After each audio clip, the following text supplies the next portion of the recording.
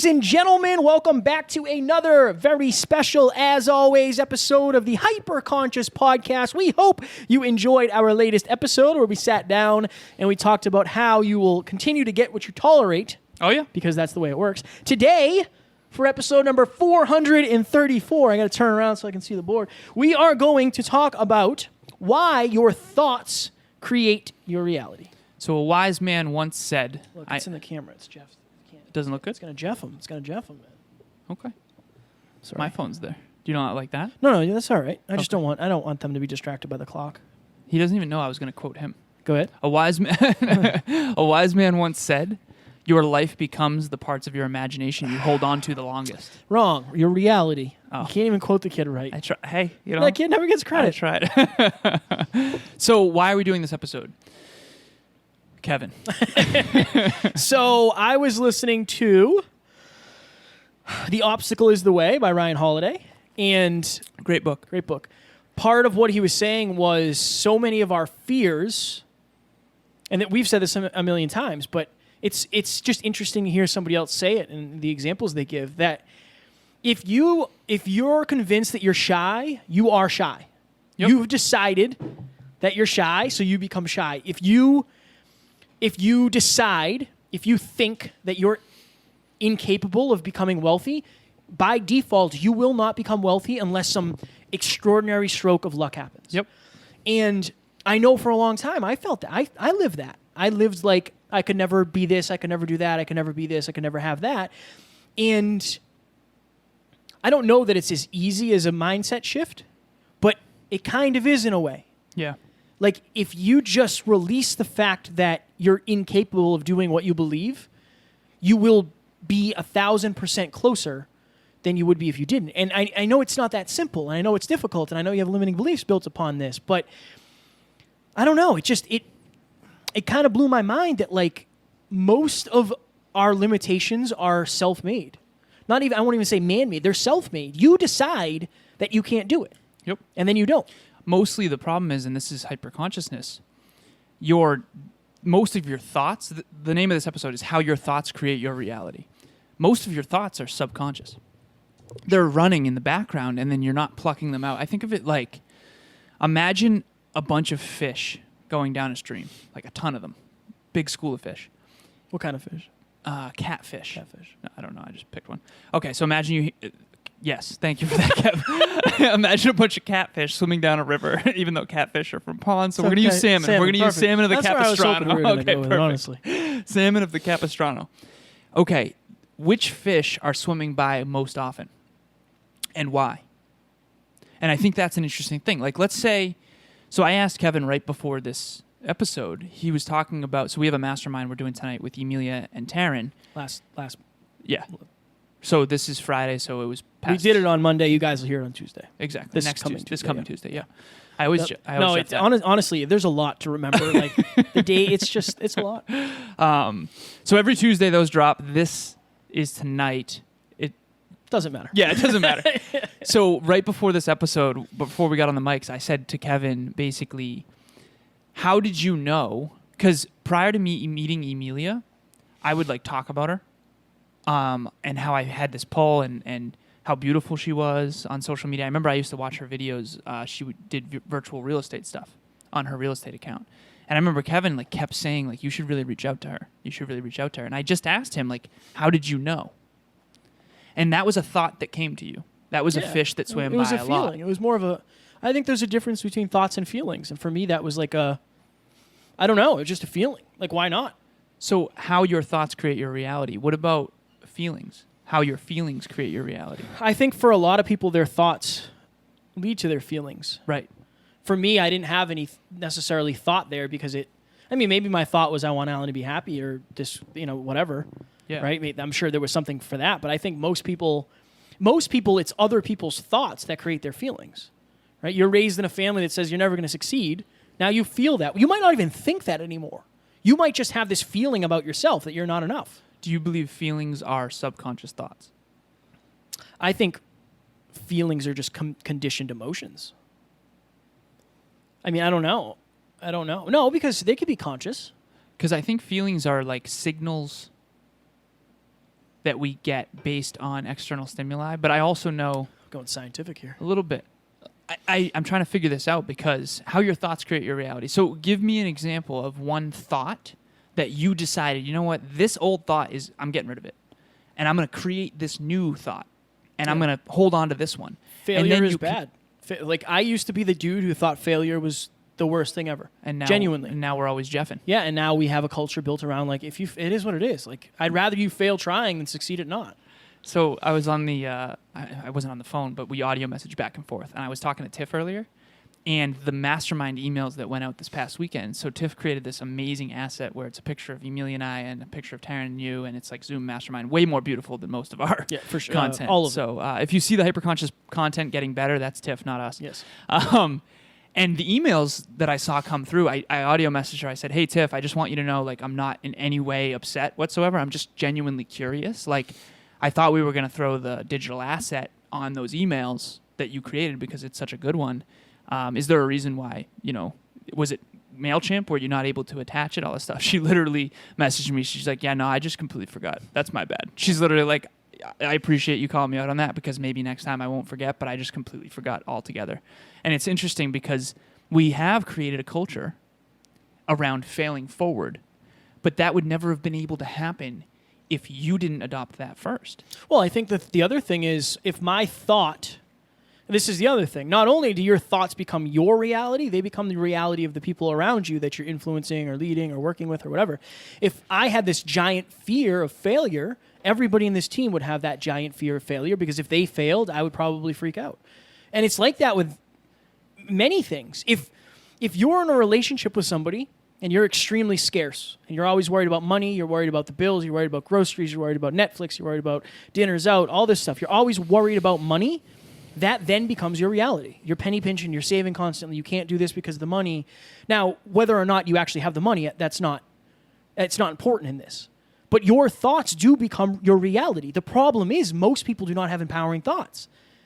They have thoughts that hold them back. They have limiting thoughts. Yeah. And it literally stops you from trying. If you don't believe you can succeed, why would you try in the first place? You wouldn't? If you believe you can succeed, and then you succeed eventually, it's only because you thought you would. I know. And it sounds like it's like such a simple concept, but it changes everything. It changes everything. And these are the ones I like talking about, because it's like, why didn't I think about that? Right. You know what I mean? Well, dude, on the last episode, you were telling that story about you at the gas station. And I remember you, Calvin, and Caleb used to work. Matt worked there. Tom at Anderson Helen's, worked yeah. there. So right. we all worked there. And when you were telling that story about how the owners changed hands, and now as business owners, isn't it interesting how he's clearly a terrible business owner? Oh, he's the worst. He's right. the worst, yeah. And from this new sense of awareness, it's like, oh, wow, you're never going to succeed at a high level with that mentality, right? But when I was in the bathroom after that last episode we just recorded, I was sitting there thinking to myself, like, I can't believe Kevin tolerated that. Yeah. Like, I remember I couldn't wait to get out of my shitty environment. In terms of, like, when I worked at the golf course, I was grateful for the job, but I also kind of wasn't, because I kind of knew that I was too intelligent. See, there's that ego. No, I think but I really felt like I was too intelligent for that work. Sometimes it didn't ego is stimulate. accurate. Right. So interesting. It can be. Because I would go to WPI, right, and I would be like, learning all these unbelievable concepts, like Fourier transforms, Laplace transforms, signal analysis. Like, I can literally understand how to send a text message across the world up to a satellite, and like how that actually works mathematically, differential equations, all this stuff, right? And then I'm a cart kid at a golf course, and honestly, my boss at the time, and I'll keep this anonymous, was a dick. He was a pro golfer, and he was such a loser, in my opinion. Like, in hindsight, I have all these memories of things he would say, and it's like, you're not a good role model. And I remember being a young kid thinking to myself, like, how are you so, like, you have status, you have influence, like, everyone here thinks you're awesome, and I don't think you're awesome. And by the way, I know I'm way smarter than you. And that's the interesting thing, that as a kid, I always, like, had this knowing. And I remember when I used to paint in Maine, same feeling. I was a painter, but my brain, I knew, was, like, super valuable. And I knew in my heart of hearts, like, one day I'm going to be valued, for what I really am good at. And I guess to circle this back to how your thoughts create your reality, I had a belief that I was better than my circumstances. So I elevated and got out of those circumstances because I knew I was capable of more. Now take the opposite. What if you don't believe you're capable of more? You're just going to tolerate that, think it's normal, and then assume that everyone else is arrogant or a dick who does believe in their own value. And I think it's this interesting dichotomy of like, you have to believe in your own value so that you don't tolerate negative persons, places, things, and ideas around you. But you also can't be on the other end of Drive to 5 where you think you're awesome by default. Like, you have to actually live in the truth as well. You can't just assume you get the best, without having to work for it. So it's this interesting dichotomy. Another one of Kevin's jobs. We've been talking a lot about Kevin's old jobs. Isn't it weird to think back how you didn't, like, you tolerated that for so long, and now you would never? Yeah, but I think of it like, I worked this job for a summer. I did HVAC. Mm-hmm. And I actually very much enjoyed it. I very much enjoyed that line of work. I very much enjoyed it. Like, I really did. I enjoyed the hard work. I enjoyed, like, putting duct together. Like, I really enjoyed it. But the problem is I worked for somebody who was a terrible leader. Yeah. Terrible leader. Like, to put things in perspective, every Friday, I think I've told you this before, every Friday when we would get our checks, it would be Mario Kart to the bank. Last person to the bank, their check bounces. Like, that was every week. Jesus. Every week, and it was always the same guy. I felt terrible for him. But luckily you had the WRX. no, I didn't have the WRX back then. Oh, you didn't? I don't know. No, I think I was driving my girlfriend's car at the time. That was a weird time for me, man. Weird time. But the person I worked for had the least growth mindset ever of all time, and I'm convinced that's one of the things that made me afraid to try things. Genuinely, I'm convinced of that. Because anytime I would make a mistake, I would get chewed out for it. Like, degraded. Yeah, man. And I look back on that, and before that, I was never really scared of making mistakes.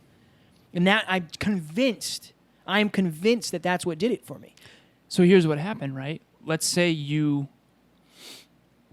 got fear implanted in you for making mistakes. Is that where your fear of failure? It's almost like if that was the acorn, and then you kept having that thought and you nurtured that. And dude, it's crazy how much. Have you seen Inception? A long time ago. Okay. A long time ago. The idea is planting an idea in someone's mind through going into their dreams.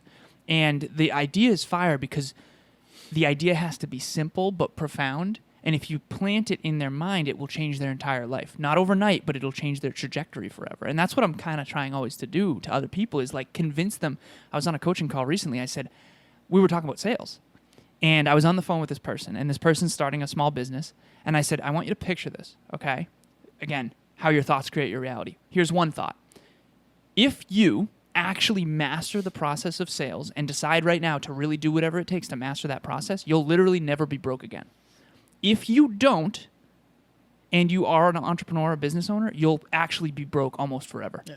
Like, and then I told her, I'm actually selling you that idea right now. Whether or not that implants in your mind is up to you and up to my ability to convince you through your own beliefs, core values, thoughts, and feelings. And that's why the PM EST system is so valuable. It's because you have to be able to, and I tell the story about how I was talking to the 7 and 11-year-old. It's so hard for me to plant ideas because I don't remember what it's like to be a 7 or 11-year-old.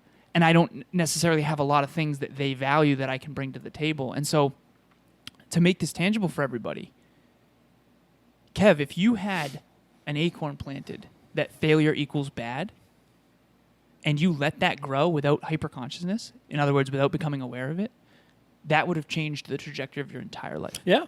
So this is a great, if you're driving, don't do this. Don't do part of it. So, and we could do this right here, but this I'm game. room isn't the best to do it. Well, this is a Tony thing. You'll know this. So if you're in your house, I want you to look around. So you have 5 seconds. Look around and find everything red. 5, 4, 3, 2, 1. All right. Now tell me how many blue things are in that room. You're not paying attention to that, right? You pay attention to what you think. And I'm convinced that you will find every single reason why you're not good enough if you think you're not good enough. You'll find evidence. You'll actually get rid of the other evidence. Right. You'll literally say like, "Oh, that's wrong. That's luck." Right. I did that. This is a very breakthrough episode for me because I did that for the longest time. I used to say like, "I got lucky. I got, I was just good at baseball." Blah blah blah. Like, was some luck involved? Sure. Was I good? Yeah, I was pretty good. Right. And I could very easily say like, well, I'm lucky that I've been able to do 433 episodes. Like, no, I think we're really good at this, genuinely. Yeah, and we've worked really hard at this. Right. But the thoughts that you have in your mind are deciding your future. Yep. Whether you know it or not, they are. Yep. Now that you do know it, I would challenge you to think a little bit harder and longer at what you're actually allowing as a thought. Yeah. Change the way you think. It'll change the way you act. Some would say. And it'll change the way And you some live. would say that is hyperconscious. That is hyperconscious.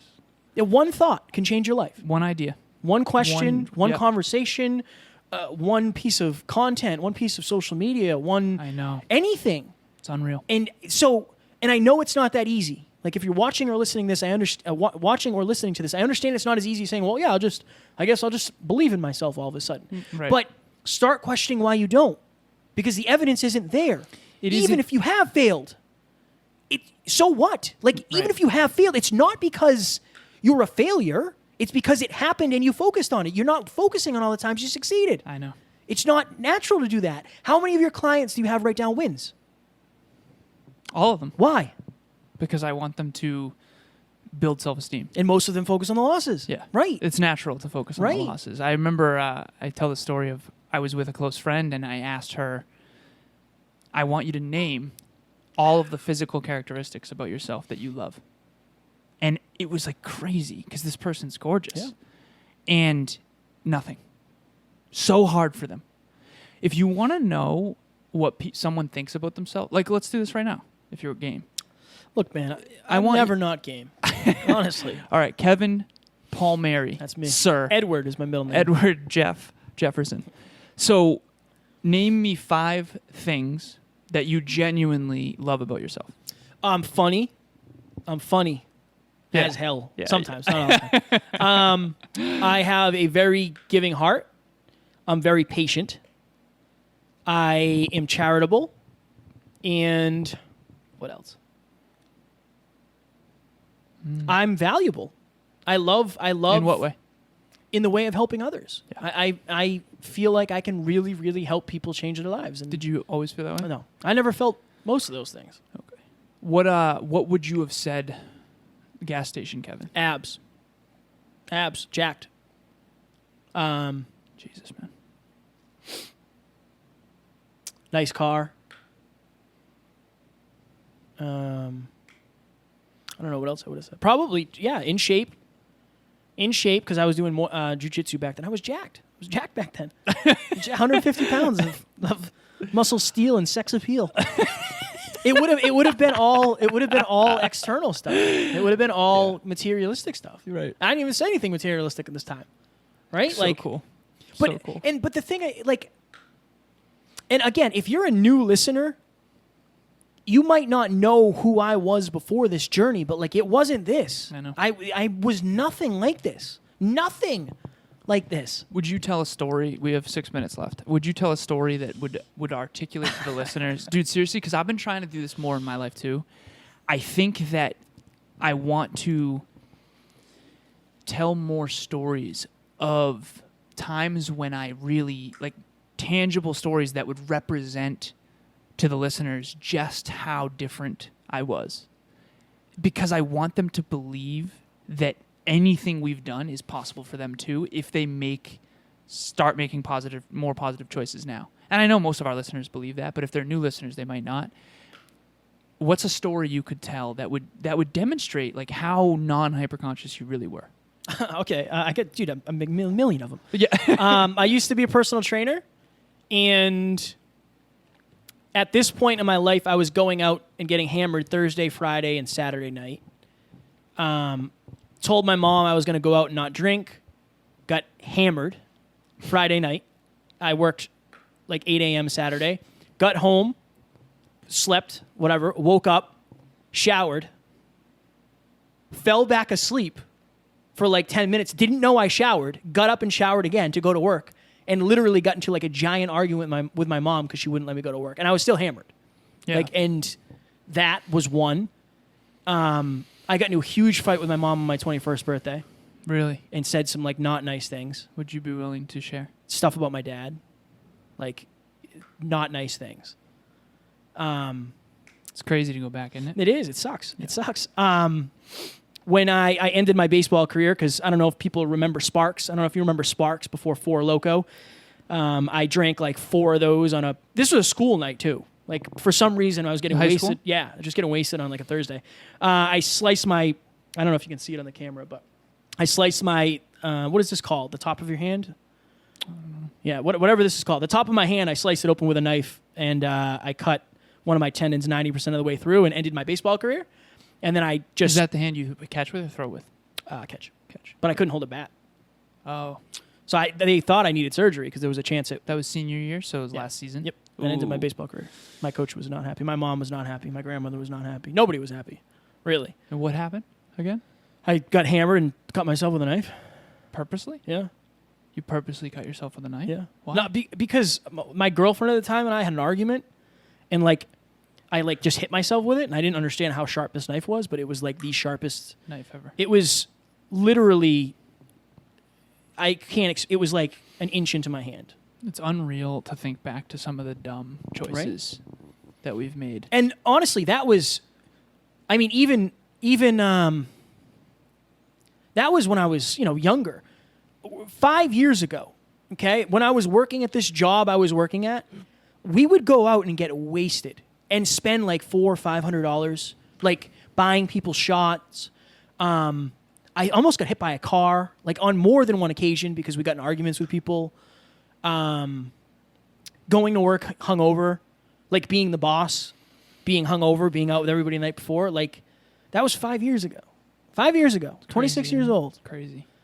So, but those were my thoughts at the time. My thoughts did control my reality, right? I want to have fun. Like I'm making $100 an hour. Let me go out and spend $500. Doesn't matter. It's not a big deal. It's a half a day's work. Crazy. Right? Yeah. But though your thoughts are already controlling your life. If you're convinced you can't have a good life, you're going to find a way to sabotage it. If you're convinced you can't have a great relationship, you're going to make excuses to why you don't have it. Yeah. And they're not true. They're not true. They're not true. Just like if you changed your mind and said, I am the greatest speaker ever of all time, you will still bomb speeches. Still going to happen. Right. You're still going to fail. But you'll actually speak. But you'll understand, well, that's just part of the process. Exactly. Versus part of the reason I'm not doing it. Yep. This I think will really land for people on this concept. I gotta stop playing with this cap. I've been playing. I I don't know what to do with my hands. I don't know what is that? Talladega Nights? Name that movie, no. So if you're out there right now, I really want you to understand what I'm about to describe. I want you to imagine you got into a car accident and you were in a coma. Okay? You're in a coma for a week. The doctors come in and you wake up from this coma. And your friends and family are around you, but you can't remember anything. You can't remember anything. You don't know their names. You can't remember your own mother's name. You can't remember your friend's name, your fiance, any of that. You're told that you used to be a Navy SEAL. How are you going to conduct yourself with no memory whatsoever, but you're told that you were a Navy SEAL before versus if you were a bus driver? Now, there's nothing against being a bus driver. This is a simple concept of how one identity, one thought, perpetuated over time can change your entire life. If you're a Navy SEAL, you're going to hold yourself differently. Yep. You're going to say, think, and do things differently. And you have no memory of who you really were. What if you really were a bus driver, but then you were told you were a Navy SEAL? All of a sudden, you're going to have courage and be willing to swim across a lake. No, you know what I mean? It's you open up the whole world of possibility instead of like that's not for me, I'm shy, or I never went to college, or whatever that shit is. Yeah. Like it's so unreasonable because I do feel like no matter what I've been through, that's the one thing I've always had. I've had this idea of self that my future is the brightest I want it to be. If it's to be, it's up to me. And that is one thing that I've always really had. I genuinely, and I've always wanted to give that to other people, especially when I saw so much potential in them, you know? What a fire episode. Yeah, it was really good. If you, this is, we got to go because the camera will shut off. I've seen it do it. But this is why it's so important to have a coach, because they don't know your limiting beliefs. They don't accept your your thoughts as reality. Right. Again, and I don't care if it's Alan, myself, whoever it is. It could be anybody. But the thing is, the people in your life, if they're not doing that for you, they might not actually be helping you. They might actually be furthering those thoughts. Yeah. Or they might have similar thoughts which have created their reality. It's this weird thing. Because they want to stay in rapport with you. They don't want to disagree with you because it's uncomfortable. But if it's a coach, their job is to disagree with you. You do that for me. Emilia does that for me. I couldn't agree more. 10-second blips? 10-second blips. Your thoughts are already creating your reality, so change the way you think and you'll change your life. It's fire. Henry David Thoreau once said, that the ancestor to every action is a thought. So check in on those thoughts, check in on those actions, and change your life. Henry David Thoreau. Oh, yeah? Shout out to young Henry.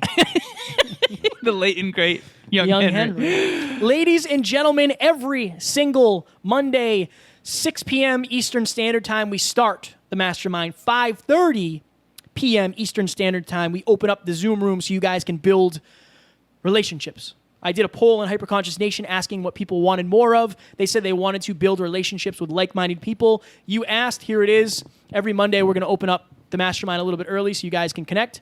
But it's our goal every single Monday to add as much value as possible, whether it's, ways to become more confident, relationship things, fitness things, business things, sales things. Every single Monday we show up because we want to add as much value as we can to you guys, and hopefully maybe something we say will change the way you think, and that will change your life. Have you ever played a video game that you got stuck on a certain level, and then you bought the strategy guide? Oh, yeah. And then you Zelda. read it and went, oh, exactly, Ocarina of Time. Yeah, of course. And with the strategy guide, you got stuck on the water temple. Guess what? You just read the strategy guide, and then you get the answers. That is what coaching is. Imagine if you could literally buy a strategy guide for life. Kevin and I are very blessed at this point to have interviewed multimillionaires, super successful, world-class performers. Our awareness is just way higher than it used to be. Please take advantage of that. Get on a free call with Kevin or myself. He does podcasting. I do peak performance business. Our only goal is to plant an idea in your head that will change the trajectory of your life forever. Fire. Ladies and gentlemen, this is a very personal episode for me. I really enjoyed this one. Again, if you were to look back 5 years ago, you wouldn't recognize me. I wouldn't recognize me. That means in 5 years, you can be whatever it is you want, but start thinking consciously. Why am I actually thinking the way I'm thinking? Is this my thought, or is this my past thought? Is this my parents' thought, my guidance counselor's thought, my friend's relationship, whatever it is? We hope you enjoyed, and we will talk to you on Sunday. Talk to you soon. Bye.